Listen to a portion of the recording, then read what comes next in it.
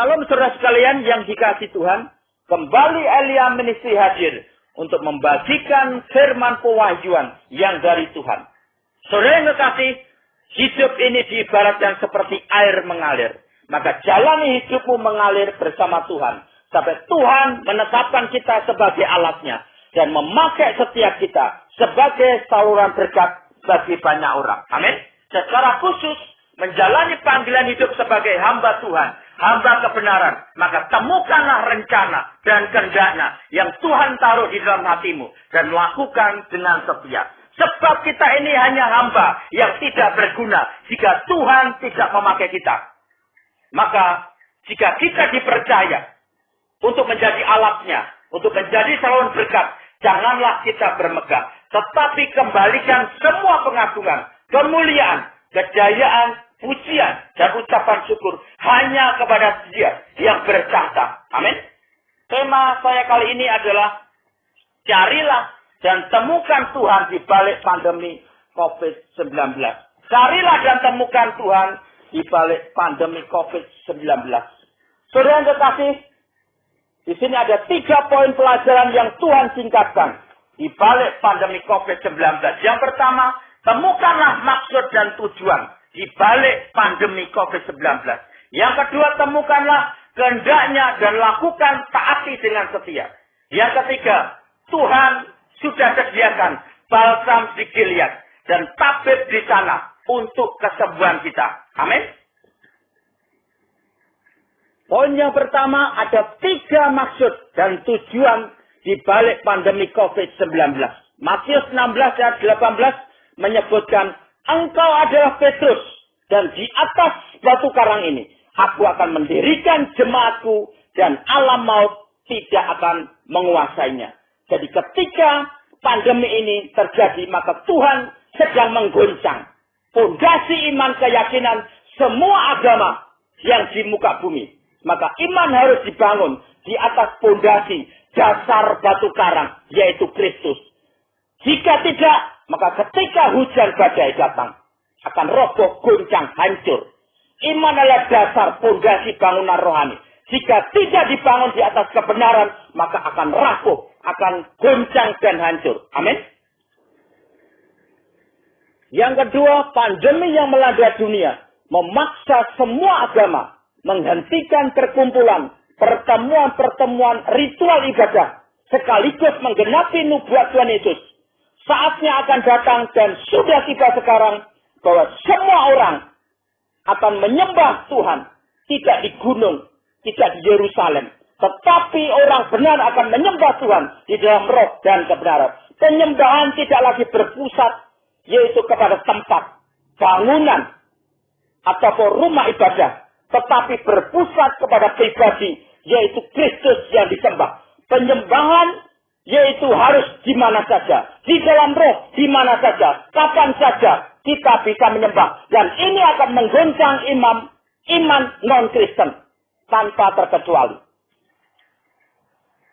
Yang ketiga, melalui peristiwa pandemi COVID-19 ini, Allah ingin menunjukkan kebesarannya bahwa Ia berdaulat, berkuasa atas setiap manusia, atas dunia ini, supaya manusia menyadari keterbatasannya, kefanaannya, kelemahannya, dan kekurangannya. Sehingga melalui pandemi ini dunia digoncang. Allah ingin mengajar bahwa peradaban manusia bukan sekedar pembangunan secara fisik, gedung-gedung pencakar langit, infrastruktur, teknologi modern, tetapi adalah manusianya, sifat karakter moral dan akhlak manusia itu yang utama. Sebab kita sedang dipersiapkan untuk masuk ke zaman baru dengan peradaban yang baru. Amin. Secara khusus, Tuhan memberi visi kepada Elia Ministry melalui mimpi beberapa hari yang lalu untuk mempelajari kisah hidup Yosafat dan cerita tentang Gilead, yaitu di kitab 2 Tawarik 18 sampai 19. Jadi 2 Tawarik 18 dan 2 Tawarik 19. Saudara bisa baca sendiri di rumah, yaitu 2 Tawarik 18 dan 2 Tawarik 19. Karena di dalamnya ada berkat dan jawaban yaitu atas apa yang kita alami sekarang. Jadi sepeninggal Salomo, Israel pecah menjadi dua, yaitu kerajaan Israel Selatan dan kerajaan Israel Utara. Kerajaan Israel Selatan disebut juga kerajaan Yehuda dengan ibu kota Yerusalem, dan ini didukung dua suku, yaitu Yehuda dan Benyamin, dan sebagian Simeon. Dan ini dipimpin oleh anak Salomo, Yerobeam. Dan kerajaan Israel Utara itu disebut juga kerajaan Israel. Ibu kotanya Samaria, dipimpin oleh Yerobeam anak Nebat, yaitu diikuti oleh 10 suku dan sebagian Simeon. Jadi ketika Raja Yehuda dipimpin Yosafat, Raja Yehuda keempat menggantikan Asa, yaitu dalam kurun waktu 873 sebelum Masehi. Ia bersekutu dengan Ahab. Ahab ini adalah besannya, yaitu Yosafat mengadakan, yaitu berkoalisi dengan mengawinkan anaknya, yaitu dengan Ahab, Raja Israel ke-7. Maka disinilah awal Yosafat jatuh ke dalam dosa. Cerita ini berawal ketika Ahab suatu ketika mengajak Yosafat untuk bersama-sama memerangi Ramot Gilead. Mengapa mereka begitu perlu memerangi, menaklukkan, menguasai Ramot Gilead? Apa yang penting? Apa benefitnya? Itu yang nanti yang akan kita kupas. Ada satu tradisi, yaitu jika bangsa Israel mau berangkat berperang, maka raja harus mencari tahu kehendak Tuhan melalui para nabi-nabinya. Boleh berperang atau tidak. Nah, kesalahan di sini, yaitu Yosafat tidak mencari, tidak mendengarkan kehendak Tuhan ketika ia menerima ajakan Ahab, besannya. Ia lebih mendengarkan 400 nabi Ahab, nabi palsu, daripada mendengarkan kehendak Tuhan melalui nabinya, yaitu Mika. Kita baca 2 Tawarik 18 ayat 7. Jawab Raja Israel kepada Yosafat, masih ada seorang lagi yang dengan perantaraannya dapat diminta petunjuk Tuhan. Tetapi aku membenci dia, sebab dia tidak pernah menubuatkan yang baik tentang aku, melainkan selalu malapetaka. Orang itu ialah Mika bin Yimla. Kata Yosafat, janganlah raja berkata demikian. Loncat ayat 16. Lalu jawabnya, telah kulihat seluruh Israel bercerai-berai di gunung-gunung seperti kambing domba yang tidak mempunyai gembala. Sebab itu Tuhan berfirman, mereka ini tidak punya Tuhan. Baiklah, masing-masing pulang ke rumahnya dengan selamat. Ayat 17. Kemudian Raja Israel berkata kepada Yosafat, bukankah telah kukatakan kepadamu, tidak pernah ia menubuatkan yang baik tentang aku, melainkan hanya malapetaka. Amin. Tetapi pada akhirnya Yosafat tidak mendengarkan kehendak Tuhan melalui Nabi Mika. Kemudian ia memerangi Gilead, tetapi akhirnya Ahab mati. Dan Yosafat nyaris mati kalau tidak ditolong Tuhan. Maka ketika ia pulang dengan selamat, maka Nabi Yehu datang kepadanya. Ia memperingatkan Yosafat, seharusnya engkau mati. Sebab engkau yaitu tidak menaati kehendak Tuhan. Tetapi Tuhan masih melihat kebaikanmu. Siapa Yosafat? Maka Yosafat dipandang, yaitu diselamatkan Tuhan. Tuhan melihat kebaikannya. Yang pertama, ia menyingkirkan berhala. Ia seorang yang peduli kebutuhan rakyatnya. Ia selalu turun ke jalan dan mengajak semua rakyatnya untuk hanya menyembah Tuhan saja dan berbalik arah kepadanya. Ia juga mengutus guru-guru untuk mengajar Taurat di dalam rumah ke rumah. Ia juga mengangkat hakim-hakim untuk memberikan keadilan. Sungguh seorang pemimpin yang nyaris sempurna. Hanya satu kelemahannya, kesalahannya. Yosafat tidak mendengarkan kehendak Tuhan. Tuhan mengajar kita, ini adalah zaman kesesatan. hati-hati. Di tengah pandemi ini banyak sekali nabi palsu muncul di tengah-tengah, yaitu masa-masa seperti ini. Mereka muncul dan seolah-olah mendapat visi dan bernubuat. Semuanya dikemas dengan bahasa rohani yang menyesatkan. Mari kita perangi COVID-19. Ada juga yang mari kita hardik COVID-19. Dan masa orang Kristen kalah sama COVID-19? Masa Tuhan orang Kristen kalah dengan virus? Perhatikan, yang dihadapi Ahab bukan manusia, tetapi Allah yang Maha Kuasa, Raja di atas segala raja. Maka ia mati secara naas. Tuhan Yesus mengingatkan melalui kisah Yosafat ini bahwa ada pelajaran sekaligus peringatan bagi setiap kita. Jangan seperti Ahab yang hanya selalu mencari nubuatan yang hanya menyenangkan telinganya saja. Maka perlunya kita mencari kehendak Tuhan di balik pandemi COVID-19 ini, agar kita yaitu memiliki tindakan yang tepat, yang benar, dan tidak melawan dan memberontak kepada Tuhan. Sudah banyak orang-orang yang tidak mencari kehendaknya, tidak diberikan hikmat, cenderung bertindak melawan Tuhan, dan akhirnya hidupnya tidak beruntung. Sudah banyak belasan yaitu hamba Tuhan, pendeta mati. Ratusan jemaat di salah satu gereja di Bandung terjangkit. Puluhan mahasiswa di salah satu STT di Jakarta. Dan banyak sekali yang tidak disebutkan. Maka hati-hati, yaitu di tengah-tengah kita menghadapi yaitu wabah pandemi ini. Jangan mencari penerawangan, jangan mencari nubuatan yang menyesatkan, tetapi carilah kehendak Tuhan di dalam hatimu. Poin yang kedua, ada 3 kehendak Tuhan di balik pandemi COVID-19 yang Tuhan nyatakan. Yang pertama, belajarlah untuk mengucap syukur dalam segala hal dan keadaan. Kita akan baca 1 Tesalonika 5 ayat 18. Mengucap syukurlah dalam segala hal, sebab itulah yang dikehendaki Allah di dalam Kristus Yesus bagi kamu. Amin. Jadi Tuhan mengajar kita untuk mengucap syukur di dalam segala hal, di dalam segala keadaan. Pendeta bagaimana bisa mengucap syukur? Ini lagi pandemi, mengancam di depan kita. Lagi susah. Kok disuruh mengucap syukur sih? Logikanya bagaimana? Inilah ajaibnya firman Tuhan. Terkadang kita harus gunakan logika untuk mengerti firman Tuhan. Tetapi di sisi lain, kita terkadang harus menanggalkan logika akal budi kita untuk menyelami janji Tuhan di balik firman-Nya. Mengucap syukur ketika kita terima yang baik, diberkati, sehat, itu gampang.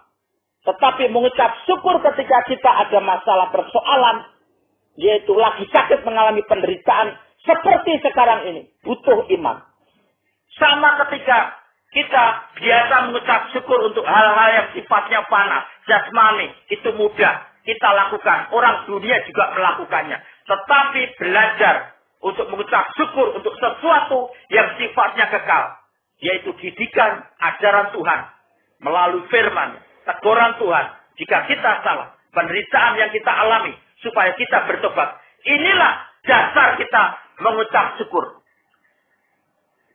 Hal mengucap syukur itu tidak boleh dibatasi oleh keadaan, kondisi, situasi, ataupun obsesi keinginan kita.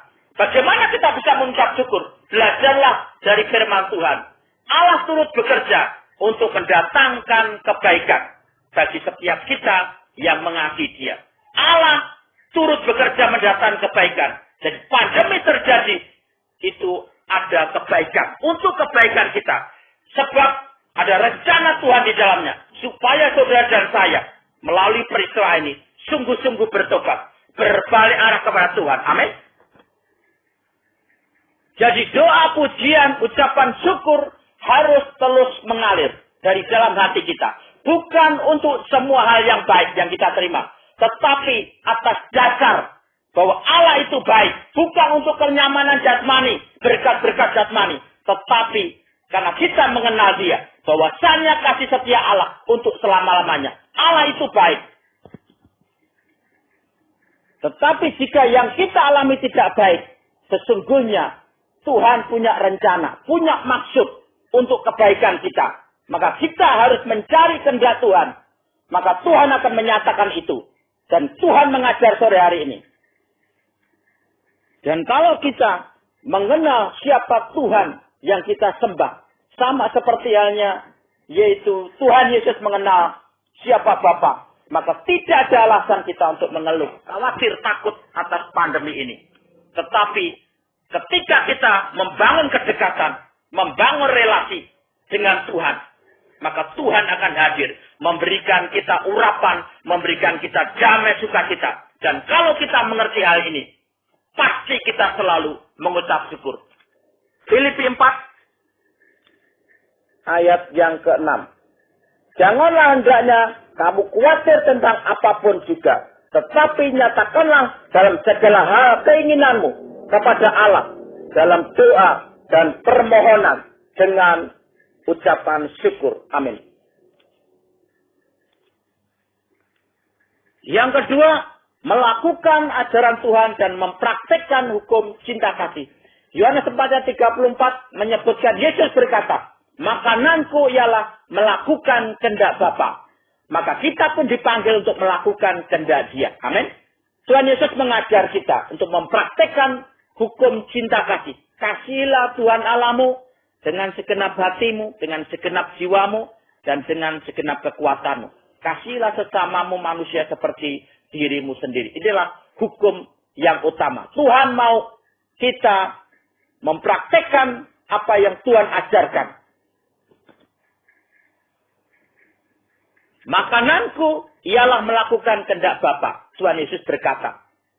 Sama seperti makanan dapat menyegarkan tubuh kita. Yesus mengajar kita bahwa melakukan kehendak Bapa lebih menyegarkan rohaninya. Ini kontras. Jika manusia umumnya mendahulukan kepuasan yang bersifat jasmani, Tuhan Yesus lebih mengutamakan kepuasan rohani. Pertanyaannya, apa kita rela menunda kepuasan yang bersifat jasmani untuk menikmati kepuasan rohani? Apa kita rela menunda usaha untuk mencari untung, kekayaan sendiri untuk memperoleh upah surgawi? Di sini ajaran bijaksana Tuhan Yesus. Carilah kerajaan surga dan kebenarannya. Maka semuanya akan ditambahkan kepadamu. Kasih kepada Tuhan disebut utama sebab hal ini mendasari relasi. Dan karena kasih itulah kita menjadi taat kepada Dia. Sehingga kita juga dapat mengasihi sesama. Saya melihat gereja dewasa ini tidak lebih dari industri rohani. Semua ibadah, kegiatan ritual, sakramen, liturgi, penerbitan buku-buku rohani, kaset rohani, hanya dilakukan semata-mata demi memenuhi kebutuhan gereja. Baik itu yang bersifat formal maupun emosional. Tidak sedikit mencari keuntungan. Dan bukan dalam kerangka suatu tujuan supaya segenap umat mengasihi Allah dan sesamanya. Itu kasih yang sejati yang diajarkan Tuhan. Penyelewengan inilah sepanjang sejarah di Alkitab yang dikecam nabi-nabi sampai yaitu di dalam masa Tuhan Yesus.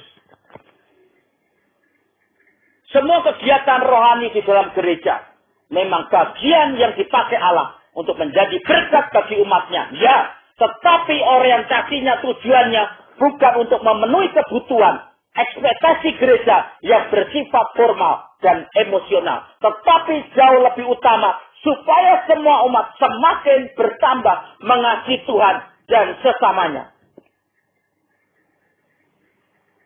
Itulah panggilan sekaligus kewajiban setiap orang percaya. Tanpa itu, orang Kristen hanya akan menjadi pendusta rohani. Kita telah menerima, telah mengecap kasih Tuhan, dan kita telah menyaksikan itu. Tetapi kita tidak lakukan, kita tidak praktekkan, sehingga kita cenderung mengagungkan status kita sebagai anak Tuhan. Tetapi kita jauh dari kerajaan Allah. Maka praktekkan hukum kasih yang Tuhan ajarkan. Yaitu dengan mengasihi, bukan dengan perkataan, bukan dengan lidah, tetapi dengan tindakan di dalam kebenaran. 1 Yohanes 3 ayat 18. Anak-anakku, marilah kita mengasihi, bukan dengan perkataan atau dengan lidah, tetapi dengan perbuatan dan dalam kebenaran. Amin. Mengasihi Tuhan dan mengasihi sesama, itulah yang menyegarkan hati kita. Itu yang mengubarkan rohani kita. Itulah yang kekal. Itu adalah makanan setiap orang percaya. Jadi melalui pandemi COVID-19, Tuhan sedang menguji. Baik itu gereja, umat Tuhan, dan semua orang percaya yang memiliki kasih kepada Tuhan dan sesama atau tidak. Petrus, apakah engkau mengasihi aku? Gembalakanlah domba-dombaku. Tuhan mengajarkan kepada Petrus bagaimana diuji imannya untuk mengasihi Tuhan dan mengasihi sesama. Maka ini adalah ujian dari Tuhan untuk para gembala. Jika dulu selalu mengkhotbahkan tentang kasih, tentang pengorbanan. Sekarang Tuhan mau melihat adakah kasih yang diaplikasikan, yang dipraktekkan, yang dilakukan. Peduli tidak kepada anggota, yaitu jemaahnya sendiri, yang kekurangan, yang kena dampak akibat COVID-19. Tuhan sedang menguji para gembala-gembala. Yang dikehendaki Tuhan bukan sekedar khotbah live streaming semata, tetapi khotbah senyap, khotbah uluran tangan, peduli kepada jemaatnya yang kekurangan, yang kena dampak pandemi COVID-19. Dan semua umat dan semua orang percaya dipaksa untuk mereka beribadah, menyembah di rumah, membangun mezbah, membangun bahtera rumah tangga. Dan suami sebagai imam, mau atau tidak mau, terpaksa dan dipaksa Tuhan untuk memimpin, untuk menyembah, memimpin keluarganya, untuk belajar benar-benar mengasihi Tuhan dan sesama. Dan berikan persembahanmu, persepuluhanmu langsung kepada Tuhan. Jika pertama kali perpuluhan dialokasikan untuk janda, anak yatim, dan orang asing. Tetapi sekarang banyak sekali orang yang terdampak karena pandemi 19. Kena PHK, usaha bangkrut, kehilangan pendapatan, kehilangan penghasilan. Mereka semua perlu mendapat uluran tangan. Perlu kita bantu. Amin. Yang ketiga, penderitaan yang sedang kita hadapi adalah sebagai ujian dari Tuhan. 1 Petrus 4 ayat 12 dan 13. Saudara-saudara yang kekasih, janganlah kamu heran akan nyala api siksaan yang datang kepadamu sebagai ujian. Seolah-olah ada sesuatu yang luar biasa terjadi atas kamu. Ayat 13. Sebaliknya, bersukacitalah sesuai dengan bagian yang kamu dapat dalam penderitaan Kristus, supaya kamu juga boleh bergembira dan bersukacita pada waktu Ia menyatakan kemuliaannya. Amin.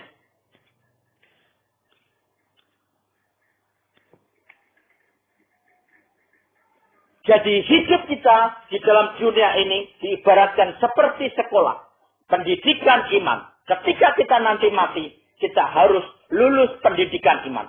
Seperti halnya anak sekolah pasti nanti suatu ketika ada ujian kenaikan. Betul? Ingatlah, durasi yaitu waktu belajar itu lebih lama daripada ujian yang relatif singkat. Tuhan mengajar kita bahwa sebagai orang percaya kita senantiasa dipanggil untuk selalu belajar, untuk mengenal siapa Yesus, mengetahui ajarannya, menjadi pelaku firman, agar kita memiliki iman dan hidup oleh iman. Persoalan ini yang muncul Tuhan izinkan kita supaya kita dapat lulus untuk melewati ujian iman. Agar kita mempunyai level iman yang lebih tinggi. Jadi melalui pandemi COVID-19 ini, Tuhan sedang menguji setiap orang percaya. Menguji iman setiap orang percaya secara global. Bagi umatnya, bagi gerejanya. Kita ini menjadi pelaku firman atau tidak? Kita ini percaya kepadanya atau tidak? Kita ini menyembah, menantikan Tuhan atau tidak? Ingatlah, kita anak yang hilang. Jika penderitaan yang dialaminya karena dosa, ia bertobat. Tetapi jika penderitaan kita sebab karena kebenaran, maka muliakanlah Tuhan. Sembahlah Tuhan. Besarkan namanya. Muliakan namanya. Maka kita akan beroleh sukacita. Jika kita mendapat bagian di dalam penderitaan Kristus, maka Tuhan juga akan memuliakan kita. Filipi 1 ayat 21 mengatakan hidup adalah Kristus. Dan mati adalah keuntungan. Paulus mengajar tentang iman sejati. Panggilan hidup. Bahwa kita harus mengisi hidup ini untuk Kristus. Dan mengakhirinya juga untuk Dia. Dan selanjutnya kita akan belajar tentang Gilead. Gilead adalah suatu pegunungan. Yaitu di sebuah tikungan yang terletak di sebelah timur Sungai Yordan. Dan di sebelah selatan Sungai Yabok. Yaitu di dalam Alkitab bahwa Gilead ini adalah tempat yang sangat bersejarah. Di tempat inilah Yakub membangun tugu perjanjian dengan Laban. Sama ketika Yakub juga mendirikan tugu peringatan Bet-El ketika Allah menampakkan diri kepadanya. Maka tempat itu diberikan nama Gelet atau bahasa Aramnya Yegar Sahaduta. Yaitu dalam bahasa Aram. Dan artinya adalah tumpukan batu atau tumpukan saksi. Dan disebutkan juga Mispa. Menara pengawas. Ini merujuk kepada Allah yang menjadi saksi. Maka Tuhan mengajar kita. Saudara dan saya perlu memiliki perjanjian dengan Kristus. Dan ini yang akan disaksikan Allah di dalam Roh Kudus. Yang kedua adalah Gilead adalah tempat perlindungan. Ketika Yakub dikejar-kejar Laban, maka ia berlindung yaitu di tanah Gilead ini. Absalom ketika ia membunuh Amnon, kakaknya, ia lari dan ia berlindung di sana juga ketika yaitu bangsa Filistin menjajah, yaitu memerangi Israel, maka banyak sekali orang Israel itu berlindung di tempat ini. Tempat pelarian kita, perlindungan kita, bukan tempat, tetapi pribadi, yaitu Yesus Kristus. Ada satu-satunya yang dapat menolong kita dari ancaman dan dari bencana. Dan yang ketiga adalah Gilead adalah tempat yang kaya akan rempah-rempah damar yang dipakai sebagai obat-obatan dan balsam yang mujarab. Yeremia 8 ayat 22. Tidak adakah balsam di Gilead? Tidak adakah tabib di sana? Mengapakah belum datang juga kesembuhan luka putri bangsaku? Amin. Darahnya lebih dari sekedar obat yang mujarab dan penawar. Tidak saja penyakit rohani tetapi juga jasmani. Artinya ketika kita bertobat sungguh-sungguh, ditandai dengan komitmen perjanjian di dalam Kristus. Dan darahnya dicurahkan sebagai perjanjian baru. Sehingga Kristus nefesnya tinggal di dalam kita. Dan kita di dalam Kristus. Dan kita menjadi umatnya dan Allah menjadi Tuhan kita. Sehingga Tuhan selalu menolong, melindungi, dan menyembuhkan kita.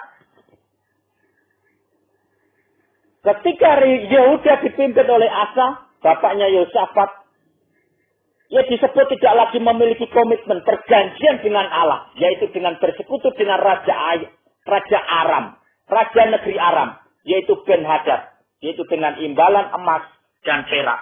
Maka Nabi Hanani yaitu datang menegur, tetapi malah dipenjarakan. Dan ketika ia sakit, kakinya yaitu sakit dan membusuk, ia bukan mencari pertolongan Tuhan, tetapi ia mencari pertolongan dukun-dukun dan akhirnya mati. Dan ketika pandemi COVID-19 ini melanda dunia, jutaan orang yang terjangkit membutuhkan obat, betul? Dan para pemimpin bangsa-bangsa berlomba dengan waktu untuk dapat mengendalikan penularan, yaitu virus secara masif, sambil menunggu obat vaksin COVID-19 ditemukan. Tetapi ketika para pemimpin bangsa manusia mencari usaha dengan hikmat sendiri, dengan kekuatan sendiri, maka ia tidak akan beroleh kesembuhan. Yeremia 46 ayat yang ke-11. Pergilah ke Gilead mengambil balsam, hai anak darah putri Mesir. Sia-sia engkau memakai banyak obat, kesembuhan tidak lagi kau dapati. Amin. Disebut pergilah ke Gilead, ada balsam di sana. Hanya Tuhan yang bisa menolong kita. Hanya Tuhan yang bisa menyembuhkan setiap orang di dalam dunia ini. Kita perlu balsam luka. Kita perlu tabib untuk mengoleskan balsam itu ke tubuh kita. Mengapa Allah seolah-olah tidak menolong? Mengapa belum datang kesembuhan? Belum ditemukan obat vaksin. Bukan karena Allah, tetapi manusianya sendiri. Bukan sebab tidak ada balsam, tidak ada tabib. Baik balsam maupun tabib sudah ada, sudah tersedia. Yang menjadi masalah adalah manusia tidak mencari Tuhan. Pemimpin-pemimpin dunia tidak mencari Tuhan. Cenderung mengikuti kemauan sendiri. Tidak menyadari kelemahan dan kekurangannya. Dan tidak mau mengakui kebesaran kedaulatan Allah. Perhatikan Tuhan mengajar balsam dan tabib di Gilead hanya menyembuhkan penyakit fisik. Tetapi tidak menyembuhkan penyakit hati, yaitu dosa. Balsam dan tabib di Gilead adalah metafora. Darah Kristus lebih dari balsam Gilead. Dan Roh Kudusnya adalah tabib yang dikirim. Disediakan Tuhan untuk kita. Itu maha mencukupi. Itu yang menyembuhkan. Penawar dosa untuk hati kita. Dan jasmani kita. Matius 9 ayat 12. Tuhan Yesus berkata. Bukan orang sehat yang memerlukan tabib. Tetapi orang sakit. Dan di Lukas 5 ayat 32, Tuhan mengatakan, aku datang bukan untuk memanggil orang benar, tetapi orang berdosa, supaya mereka bertobat. Amin. Saudara yang kekasih, bangsa ini berpacu dengan waktu. Kita selalu doakan pemimpin bangsa ini, agar Tuhan beri hikmat, bekerja dengan hikmat, agar di waktu musim panas ini, musim kemarau ini, Tuhan memberikan kesempatan agar para pemangku negeri, pemimpin bangsa ini, yaitu dapat bekerja dengan hikmat untuk dapat mengendalikan penyebaran sampai obat atau vaksin itu ditemukan. Maka sewaktu pandemi itu muncul di China awal-awal tahun kemarin, Elia Ministry secara khusus mendoakan dua bangsa besar. Dua bangsa yang kaya. Yaitu Amerika dan China. Tuhan ampuni segala dosa-dosa kedua pemimpin bangsa ini. Jika kebijakan keputusan mereka di dalam pemerintahannya itu menentang. Menolak Tuhan. Dan Tuhan dorong kedua pemimpin ini. Untuk mengumpulkan perusahaan farmasi besar. Para ahli medis, para ahli kesehatan, para dokter, para ilmuwan. Dan Tuhan curahkan roh-Mu kepada mereka. Dan beri hikmat. Supaya mereka dipakai Tuhan. Untuk menemukan, menciptakan formula vaksin obat pandemi COVID-19. Dengan segera. Amin. Tuhan memberi tanda. Berita terakhir yang saya baca, itu satu perusahaan farmasi yang besar, yaitu namanya Gilead sains yang ada di California, Amerika, dapat menemukan obat namanya Remdesivir. Dan di China juga diberitakan telah menemukan vaksin yang namanya Favipiravir. Jika ini benar, ini adalah good news untuk pemulihan semua orang yang terkena pandemi di seluruh dunia. Amin. Jika ini benar, sampai obat dan vaksin ini dapat dipasarkan, diproduksi besar-besaran, harus memperoleh izin dari WHO. Tetapi untuk dapat dipasarkan, diproduksi besar-besaran, memerlukan waktu 6 sampai 1 tahun. Maka doain, yaitu bahwa apa yang menjadi berita ini, itu menjadi suatu kebenaran. Maka tetaplah berdoa, mendoakan pemimpin bangsa, mendoakan pemimpin-pemimpin dunia, agar mereka semua dipakai Allah.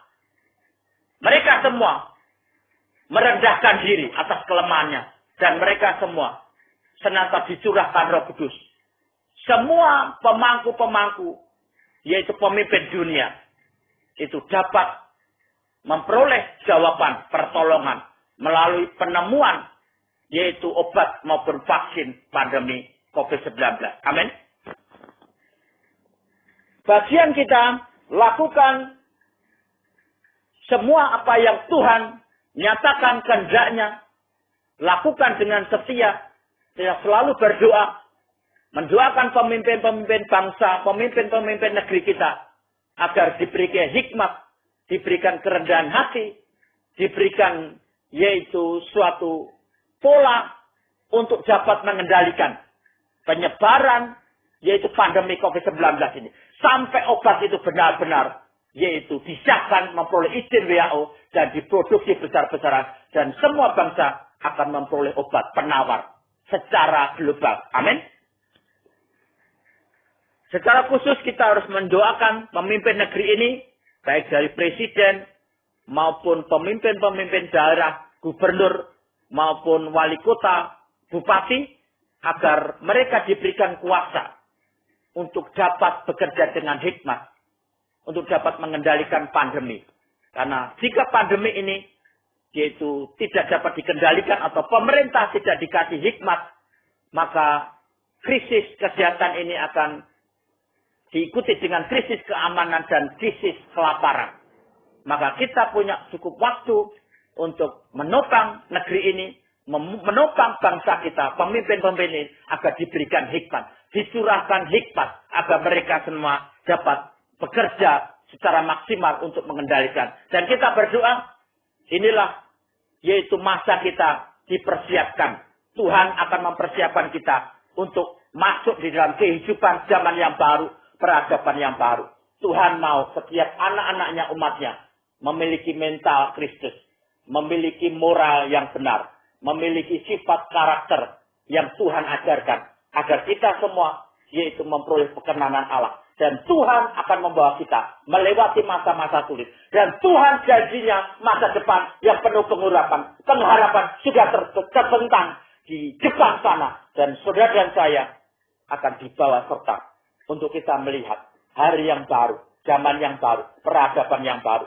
Dan Tuhan akan menyatakan setiap rancangannya kepada setiap kita, dimanapun saudara berada.